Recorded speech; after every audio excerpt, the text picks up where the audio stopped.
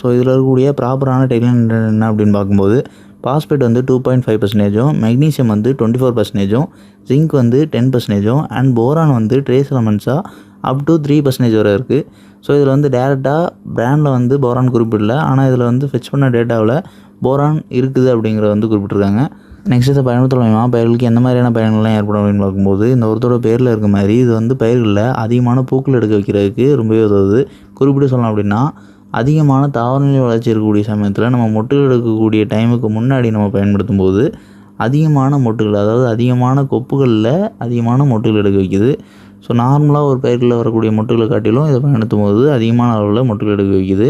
So இப்படி நடக்கும்போது என்ன அப்படின்னா எந்த ஒரு பயிர் இருந்துச்சாலும் ஃப்ளவரிங் ஸ்டேஜ் வந்து நீண்டு இருக்கும். அதாவது ஒரு 10 நாட்கள் பூக்கக்கூடிய பயிர் வந்து 15 நாட்கள் பூக்கும். ஸோ இது வந்து ஃப்ளவர் கிராப்ஸுக்கு வந்து இன்னுமே சப்போர்ட்டிவாக இருக்கும். காரணம் ஃப்ளவரிங் ஸ்டேஜ் வந்து அதிகமாக இருந்துச்சுன்னா தான், அதாவது பூக்கக்கூடிய